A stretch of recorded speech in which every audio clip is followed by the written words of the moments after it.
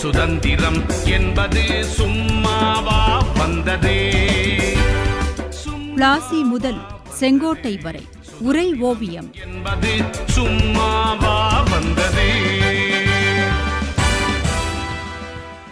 தாம் அழைப்பு விடுத்த போர்க்குரலை ஏற்காதவர்களுக்கு அப்படியெல்லாம் ஒரு வீரர் சாபம் கொடுப்பாரா தாயே?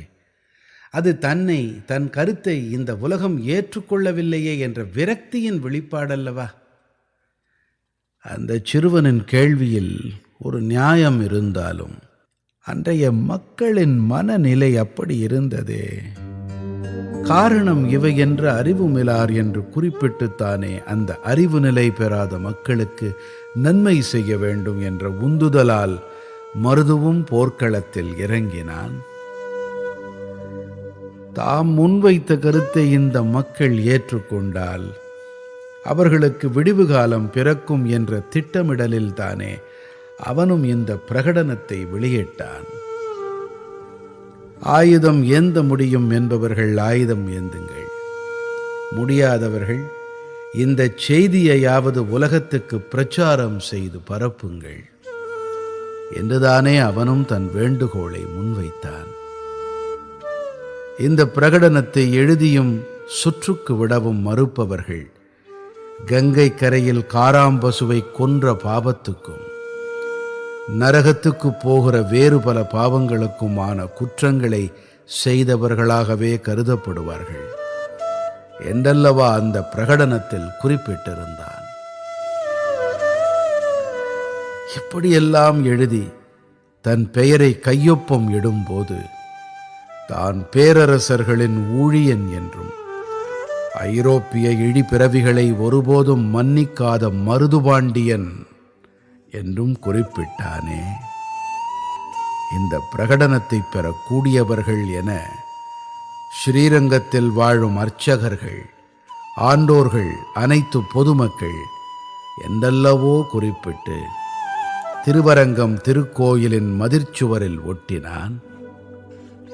அதன் அடிக்குறிப்பாக அனைவருக்கும் மருதுபாண்டியன் உங்களின் பாதங்களில் விழுந்து விடுக்கும் வேண்டுகோள் என்னவென்றால், அரண்களையும் கோட்டைகளையும் ஆலயங்களையும் தொழுகை இடங்களையும் கட்டியவர்கள் நம் மன்னர்களாயிருக்க, அந்த மன்னர்களும் மக்களும் ஏழ்மை நிலைக்கு தள்ளப்பட்டுள்ளனரே. இந்த இழிநிலையை மாற்ற ஏதாவது செய்ய வேண்டாமா? எவ்வளவு பெரிய ஆற்றல் மிக்கவர்கள் நீங்கள்! இந்த பணி வெற்றி பெற உங்கள் நல்லாதரவை தாருங்கள் என்றும் குறிப்பு எழுதினானே. ஆங்கிலேயருக்கு எதிரான இந்த பிரகடனத்தில் ஜாதி மத மண்டல பிராந்திய வேறுபாடுகளை கடந்து அனைத்து மக்களும் ஆயுதம் ஏந்தவும் ஆங்கிலேயருக்கு எதிராக போராடவும் தயாராக வேண்டும் எனவே மருதுபாண்டியர்கள் அழைப்பு விடுத்தார்கள். தங்களின் ஆளுகை பகுதியிலோ தங்களுடன் நட்பு கொண்டவர்களது பகுதியிலோ மட்டும் இந்த போராட்டத்தை அவர்கள் அறிவிக்கவில்லை. இந்த மண்ணுக்கும் அவரவர் பகுதிக்கு உரிமை உள்ளவர்களுக்கும் சேர்த்தேதான் அவர்கள் போராடத் தயாரானார்கள்.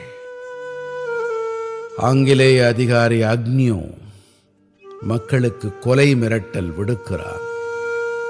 எத்தனை ஆண்டுகள் வாழ்ந்தாலும் சாவு நிச்சயம். எனவே அடிமை தலை அகற்ற போராடிச் சாவோம் என்றல்லவா அறைகூவல் விடுத்தார்கள். விளைவிப்பவன் தன் பசிக்கு சோறு கிடைக்காமல் கஞ்சியை குடித்து வாடுகிறானே என்றல்லவா கவலைப்பட்டார்கள். தம் கலாச்சாரத்தை அந்நியன் சீரழிக்கிறானே என்றல்லவா கோபம் கொண்டார்கள். ஆனால் இந்த பிரகடனத்தை கண்ணில் கண்ட ஆங்கிலேயரோ கொதித்துத்தான் போனார்கள். தங்களை கொன்று தீர்க்க மக்களை தூண்டிவிடும் மருதுபாண்டியரை எப்படி கொன்று பழி தீர்ப்பது என்று ஆலோசித்தார்கள். அப்போதுதான் அவர்களுக்கு ஒரு யோசனை உதித்தது. தங்கள் சிறையில் இருந்து தப்பி ஓடிய ஊமைத்துறைக்கு அடைக்கலம் கொடுத்தது மாபெரும் குற்றம் என்று சொல்லி மருதுபாண்டியருக்கு எதிராக பெரும் படை பலத்துடன் களம் இறங்கினார்கள் பிரிட்டிஷ் கிழக்கிந்திய கம்பெனியார்.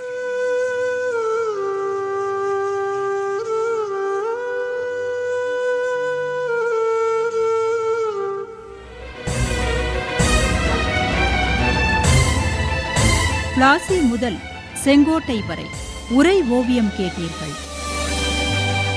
எத்தனை எத்தனை தடியடியை தாங்கினர், எத்தனை எத்தனை செக்கிழுத்து வாடினர்.